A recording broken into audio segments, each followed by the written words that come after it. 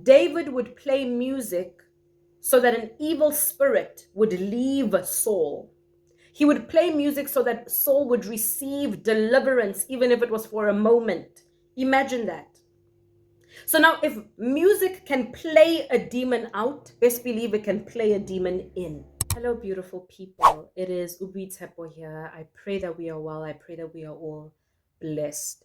Today, I just want to take a few minutes of your time and just remind us of a dream that I had a couple of months ago. What I will do is put a link in the description box so you guys can go and visit that dream. I think it was in one of the prophetic words where I shared the dream. And I shared this dream, in fact, last year. And the Lord keeps on bringing the stream back, especially when I see it being, manifested in the physical. The Lord keeps on bringing it back, that this is what He spoke about. This is what He warned us about. And I just want to bring it back to our memory. What I want to do is just remind us, as I said, of a dream I had last year. In this dream, I was sitting in a room with Prophet Tommy. Some of you may know him. He is a well-known, I guess I could say, a well-known prophet, and very accurate, very sound man of God. So I was sitting in the room with him, and I don't know what we were discussing, but then all of a sudden, the radio that was in the room just started playing by itself. It came on and it began to play. And what we heard was, specifically, we heard a song by Lady Gaga. And this song sounded like gospel. It didn't sound like anything she has ever made in her life. It sounded like gospel music, real life gospel music. I mean, she was quoting scriptures. She was saying all the things, that would warrant the song to be gospel. She was ticking all the boxes. And yet, as we were listening, I want to say energy, but it's just the best way I can put it is that the spirit that was emanating from that radio, the spirit that was emanating from that song and filling up the room felt so sinister. It felt so demonic, even though she was saying things that sounded Christian, right? That on the surface may sound good, may sound like worship, may even sound biblical. What we were receiving from that song was evil, it was demonic, and it was far from godly. And this surprised us because, first of all, we had no idea that Lady Gaga is singing gospel. That is shocking. It's not like in the dream we got the sense that maybe she was saved and then she started singing gospel. It was nothing like that. It was almost like it was just a genre she just jumped into. She was ticking all the boxes. And as we were listening to this and honestly just astonished by what we were hearing, I remember Prophet Tommy looking at me and saying, the enemy has started his world tour, something along those lines. It's either the enemy has started his world tour or his world premiere, or he's about to do so. And that was the dream. And I remember sharing in the video last year that basically what we are about to see is deception on a larger scale. The fact that he said in the dream that the enemy is going on a world tour, it meant that he was about to promote this new, almost like this new flavor or this new face of deception. Yes, it was almost like there is a new strategy that the enemy is about to unleash on God's people. And the strategy, the aim and the goal is to deceive us into thinking that we are participating in the things of God. We are worshiping, we are listening to godly music when in fact we are not. Now keep in mind, this is something that the enemy has already started doing. And allow me to just share these things. I'm not trying to, bash people or anything like that. We've seen it with artists like, I don't know, Nicki Minaj, right? Where she has a entire hip hop album where she's speaking about all sorts of ungodly things, but then on this catalog of ungodly music, then there's this one, gospel song, and she features this gospel artist, and somehow the song is supposed to be considered as gospel because there's a gospel artist on it. Am I making sense? We've already seen it take place. We've seen it even years ago where we had certain gospel artists, integrating secular music with the gospel music. We've seen it, guys. And I believe when it was first introduced to us, it seemed very innocent. It seemed very much like a godly thing to do. But I think it opened up a door that is very hard for us to turn back from, because now there are things that are being packaged as gospel, but it isn't. I know a lot of you saw somewhere, I think maybe in the beginning of the year, where Lil Nas X made this huge announcement that he is about to get into his gospel era. And I remember when I saw that, this was after releasing this word, I thought, God, here it is.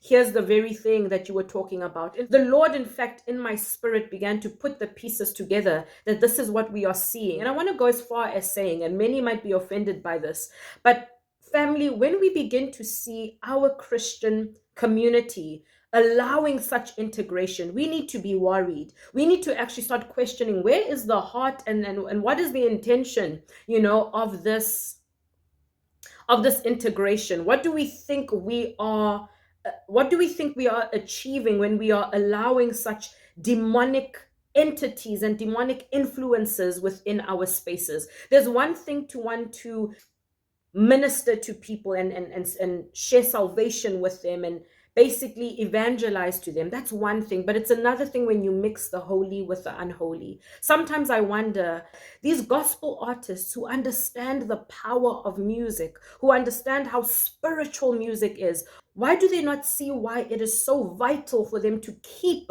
their gift and their anointing and their music sacred and separate from the world? It's okay if you want to have a personal relationship with this person, hoping that you will lead them to Christ. It's another thing when you cross over.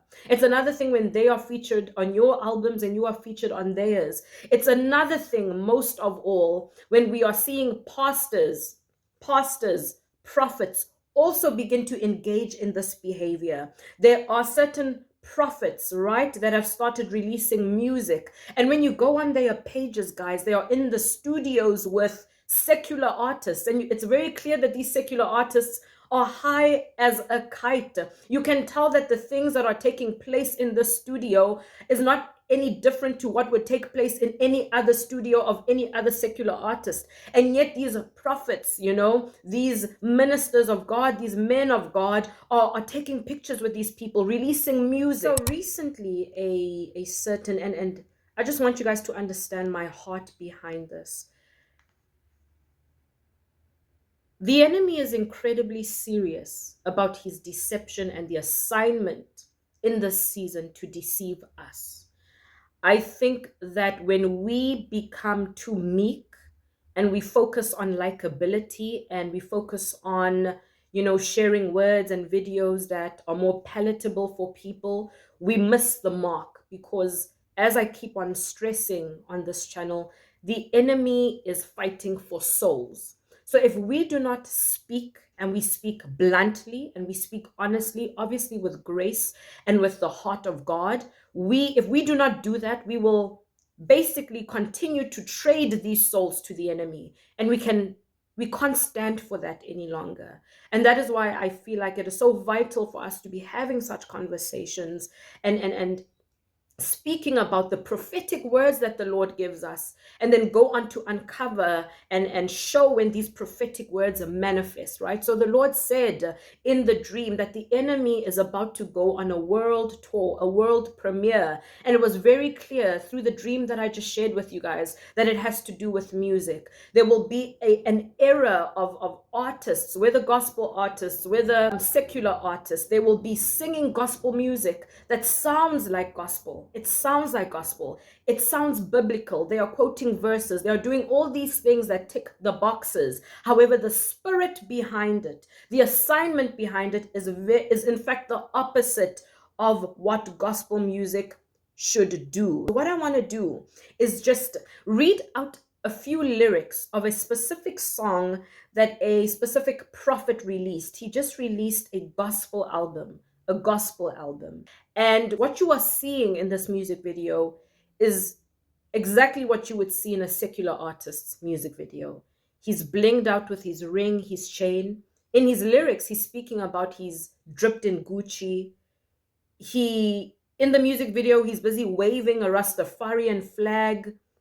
Even in the lyrics itself, he's speaking about how he's so high like ganja. It's a very strange thing that is being dished out to us and is being called gospel. And I think what's even scarier is if you read the comments on YouTube or on Instagram, so many of the children of God are saying amen. I mean, when you even study these lyrics a little bit further, you see that there are some references that have weird sexual connotations, and you're trying to figure out how does that, how does that fit? In fact, it goes as far as me thinking, and this is what I was saying to my partner the other day, that in fact, this has nothing to do with Christ and everything to do with this man. So I just want to read some of the lyrics that we encounter in what they say is a gospel song. So one of the verses, it reads, it says, "It's the season of the sun, rising up an army full of sons of the Holy One. It's the season of the sun. Manifest, manifest, manifest." And it's so funny because even in my spirit, as I was listening to the song, just trying to figure out what is happening here, right? And I heard him say, manifest, manifest, manifest. Something in my spirit said, no.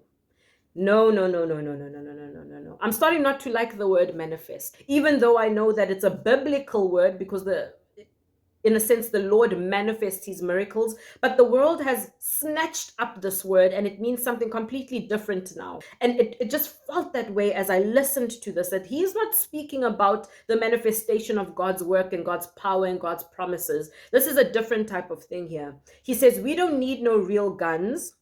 Okay. High up the sun and the ganja. High up the sun and the ganja, which we know ganja is cannabis. You know, I speak a few tongues, yeah? Tie up your hair when I'm done, yeah? Now, when he says tie up your hair when I'm done, exactly what is he referring to? How does speaking in tongues and I guess a woman, I'm assuming that he's referring to a woman, tying up her hair when he's done, how do those two things correlate? When he says tie up your hair when I'm done, in my mind, and maybe my mind is dirty, God forgive me, but there is only one thing, or there's only a couple of things that we can refer to, and they are all sexual. There's nothing about the line, tie up your hair when I'm done, that is biblical, that is Christian. It's not even, there's nothing that it can even relate to when it comes to the word of God, the Christian faith, our journey with Christ. It's absolutely nothing. All it sounds like to me is almost like a sexual metaphor. In fact, this whole two lines, when he says, you know, I speak a few tongues, tie up your hair when I'm done. This is something that I said, and I hope you guys are following me, right? So I remember when I was just going through these lyrics, I said to a friend, you know, if someone like a Lil Wayne, follow me, if someone like Lil Wayne said in one of his songs, you know, I speak a few tongues, tie up your hair when I'm done, the listeners would immediately pick up what he is saying. Because we know that Lil Wayne is very good with wordplay and metaphors and all those things. So immediately, and we are all adults here, so we can speak bluntly, right? Because I need us to understand how demonically influenced this new Christian music actually is. So if we had to hear this very line from someone like a Lil Wayne, we would know exactly that he's speaking about oral sex. We would know that his reference to speaking in tongues is not actually a reference of speaking in tongues, but it has to do with a tongue. Because right after he says, tie up your hair when I'm done. But because this is coming from a so-called man of God, it completely flies over the heads of so many. When he says here, high up the sun and the ganja, it's so easy for us to say, oh no, maybe he's just saying that he's so spiritually high, it is like he is smoking ganja. Now keep in mind, I don't even think that is what he's saying. I believe he's saying I'm high up the sun and I'm high up with the ganja. But even if he was just trying to compare his spiritual highness with the highness of smoking weed, That is such a strange metaphor to make in a Christian song. Not only that, I feel like that's such a strange metaphor to make as a Christian. Am I making sense? As a Christian trying to promote Christ in your music, that's a weird, weird metaphor to try and make. So this is the type of things that we are dealing with when the Lord said that the enemy is about to do a world tour, and this world tour has to do with music. We are about to hear a sound that for all intensive purposes sounds like gospel. And most of all, it sounds like gospel because it's the ministers, it's the prophets, it's the gospel artists that are promoting and creating this sound. Now, there's another verse where he says, born a real prophet, born a real prophet, you know that the man is gifted, okay? Prophecy on my lungs, and the word is living, is life-giving. When I look left or right, you know I'm about my father's business. Every Thursday and Sunday, we easy street living. I wear the most Gucci, yet I do the most giving. I wear the most Gucci, yet I do the most giving.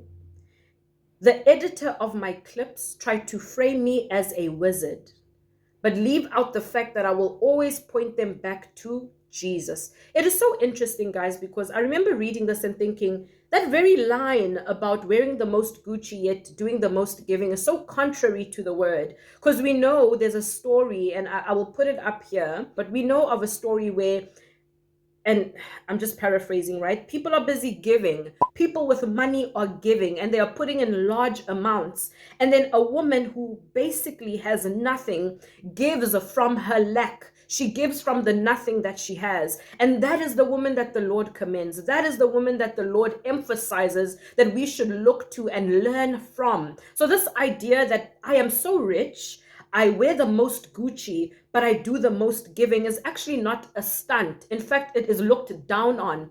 It's wrapped up in so much pride, in so much show off, in so much carnality. But because once again, this is a supposed man of God, it's someone that it's someone that some people in the Christian community look up to as a prophet. And because the song in itself is laced with all these little, Babylon is jealous, so we are the children of Zion.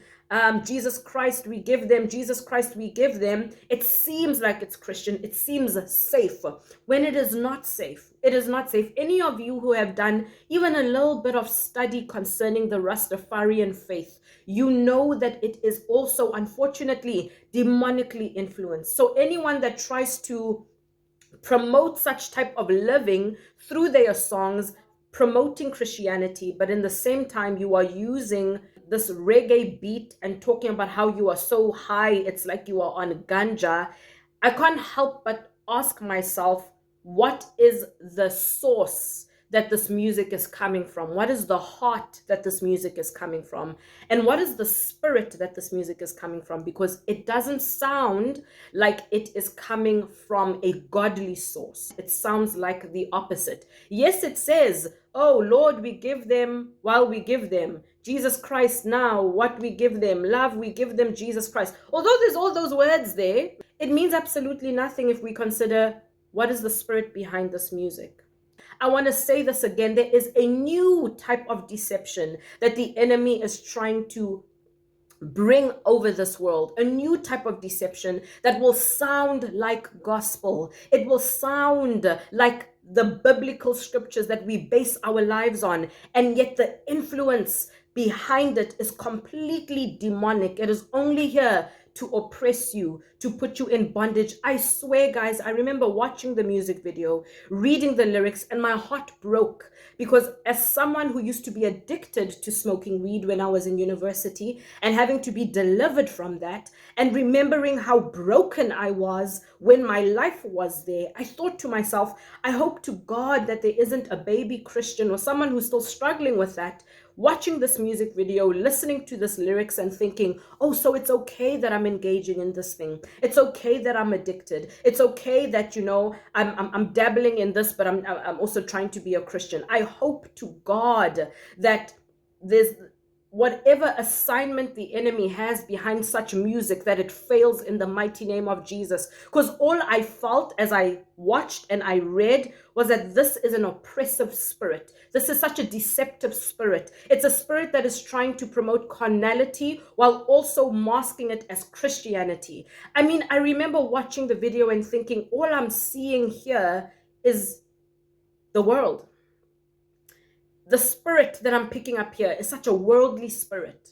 Everything about it. Everything about it. I understand that we don't want to come off as too stuck up as Christians. I understand. I'm not a stuck up Christian. For those of you who know me, no, I'm not a stuck up Christian. But we also need to call it like it is. When something is defiled, when something is actually trying to desecrate the integrity of the gospel, we need to call it like it is. There, guys, it's so interesting because, as I mentioned, I had this dream last year where Prophet Tommy and I are listening to this Lady Gaga song.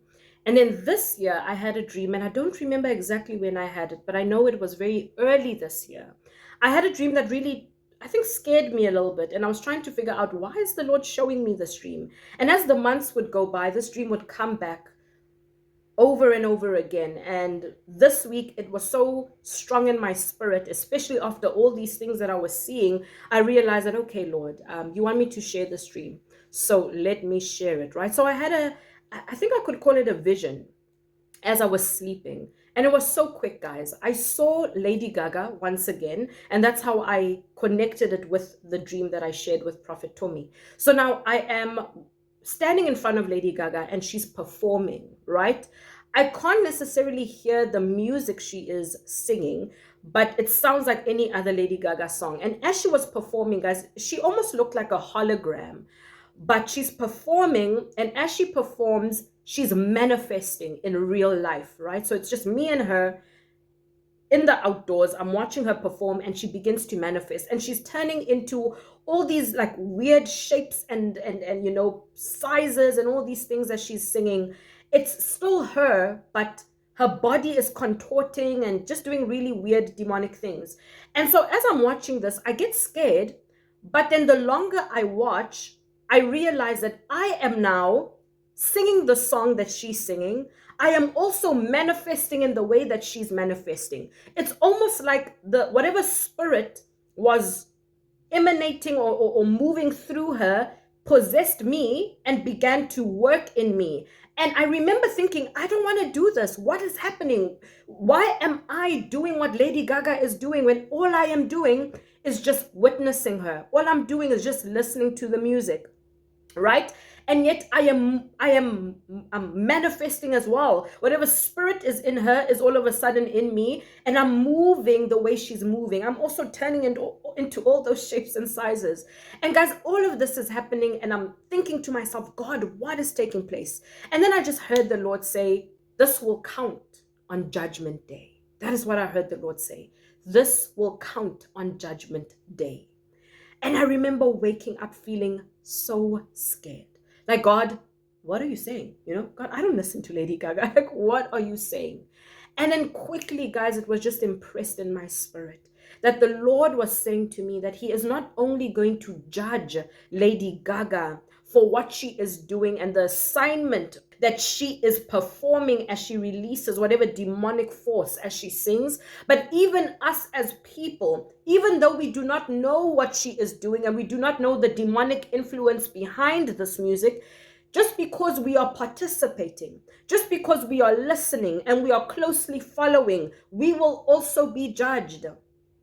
This will not only just be on Lady Gaga's head. What is on her head is the decisions and the actions that she has done through this music. It's how she has sold her soul that she will be judged on. That is what she will be judged on. The fact that she has sold her soul. That is what she will be judged on. What we will be judged on is the fact that even though we see with our eyes that there's nothing godly about this music, yet we still follow and we still listen. That is what our judgment will be. Even though what she is doing is affecting us and we are so unaware of its effect on us, we will still be judged for it. Are you guys hearing me? Even if you're listening to Beyonce and you have no idea how demonically charged this music is and how its influence over your life is so deep and so spiritual, you might not know this. You might be innocent in listening, but you will still be judged for it. The word says we'll be judged for everything, every thought, every action, every word, everything. There will be no stone left unturned. The Lord will also have to hold you accountable for the fact that you were listening to such music knowing that it doesn't edify you, knowing that it promotes sexual immorality, knowing that it promotes idolatry and witchcraft. You will also have to stand and account for your action. And you won't be able to say, oh, but God, I didn't know that it was so demonically influenced.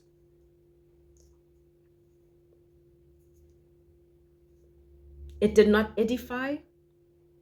It was filled with curses. It would blaspheme God himself. It would promote promiscuity, sexual immorality. And you did not know that it was demonically influenced? That is what God is going to ask us. Now, why is music so significant? Music is significant, and I just heard this today, in fact, in conversation, that music is significant, guys, because it's a portal. Music is a portal that performs spiritual assignments. Music has been created by God in order to transport us into his presence. That's what music does. Music changes the way you think. Music changes the way you feel. Music changes your perspective. That's why you can be down in the dumps and you put on a gospel song, you put on a praise and worship song, and all of a sudden that heavy burden is lifted off. There's hope once again, because music transports. It exchanges things in the spirit. And we've experienced that. That's why it's so powerful to be in church and you guys are all worshiping the Lord. There's something so potent and so spiritual about music. It achieves and accomplishes goals, real life goals that are in the spirit but can be seen and felt in the physical. That's why music is so significant. If the music of God does that, then best believe the music of the enemy does the exact same. It opens up portals. It exchanges things in the spirit. It accomplishes assignments. If the music of God lifts off heaviness, trust me, the enemy puts on burdens and yokes and heaviness upon us with certain type of music. The very same things that the Lord accomplishes in music, the enemy does the very same thing. I mean, it was his job to do that. There's no one who understands music better than the enemy. As we close off, I just want to read 1 Samuel 16 verse 23 and Daniel 3 verse 4 to 7, just to show us how deep music is, how spiritual music is. So it reads, 1 Samuel 16 verse 23 reads, so it came about that whenever the evil spirit from God was on Saul, David took a harp and played it with his hand, so Saul would be refreshed and be well, and the evil spirit would leave him. David would play music so that an evil spirit would leave Saul. He would play music so that Saul would receive deliverance, even if it was for a moment. Imagine that. So now, if music can play a demon out, best believe it can play a demon in. And that is what the dream showed me, right, with Lady Gaga. And that is what the enemy is trying to do with this new world tour, this new brand of Christian music. Because he knows that when you're listening to Christian music, your heart is open. Guys, there are certain Christian bands that the Lord has made me not listen to anymore. I remember, and if I can just be honest with you guys, and I know many will not like what I'm saying. I remember there was a certain song by Hillsong that I loved so much. Loved the song so much. I grew up with it as a child. And I remember one day remembering the song and going to look for it. And I remember as I listened, my spirit struggled so much to connect. I felt like there's a blockage. But I ignored the blockage because I love the song. The words are beautiful. And so that very night, I had a dream where this man was sitting with what is it called? Is it called a didgeridoo? I don't remember. Actually, let me check. Yes. So it is called a didgeridoo. I knew it. I did ethnomusicology back at school, so I remember. Yes, a didgeridoo. So I saw, and I'll put up a picture of a didgeridoo. So I saw a man sitting on a chair, and he was busy playing a didgeridoo. And the didgeridoo had paintings of, the usual pictures of Jesus that you would see in Catholic churches and windows and all that stuff. So it had like several pictures of Jesus and angels on it. And yet, as this man was playing, I saw black snakes all gather to this instrument as he was playing. It's almost like he was playing the song to attract these snakes. And I woke up feeling like the Lord was speaking to me about that song. Now, I'm not saying don't listen to Hillsong, but what I am saying is be mindful of what your spirit feels. I mean, it took me a while to even accept. I remember even in moments of worship, when I would be worshiping with friends and they would play Hillsong, I would say to them that I don't know why, but every time you guys play this music, I don't feel like I'm able to connect with the Lord. I don't know what it is. Can we not play this music anymore? And I mean, there's some songs, guys, that we really do love, and maybe we do connect.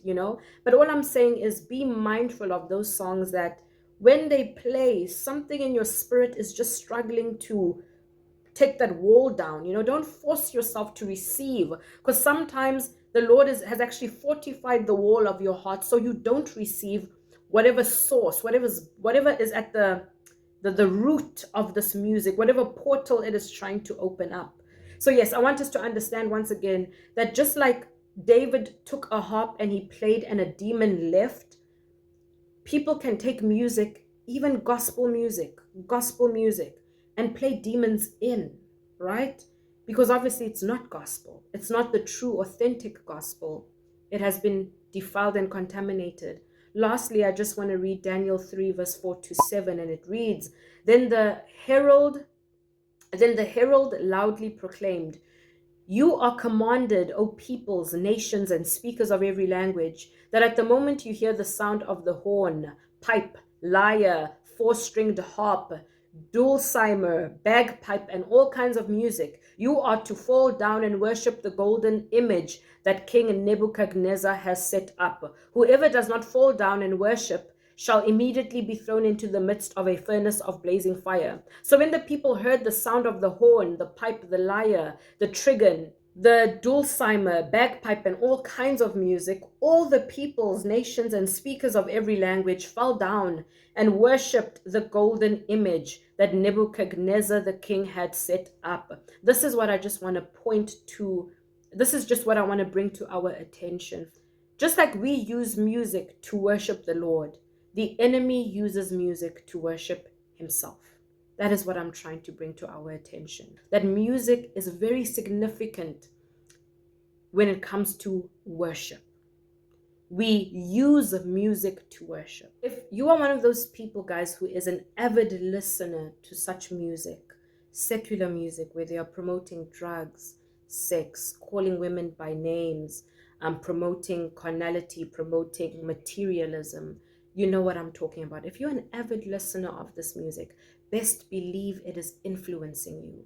If it is not worshiping God, what do you think it is worshiping? What do you think it is worshiping? So be mindful. Be mindful. I don't want to be the type of person who says, don't listen to anything that. What I really want to say is be careful of what you're listening to. Be aware, be vigilant, and be strict with what you are consuming, because the enemy is taking every opportunity, especially in these last days, to deceive and to oppress Christians. Be mindful. If it is not worshiping God, ask yourself, What do you think it's worshiping? Because it can't be worshiping nothing. It has to be worshiping something. And chances are it's worshiping the enemy. Be mindful of that, family. I love you and God bless you. Bye bye.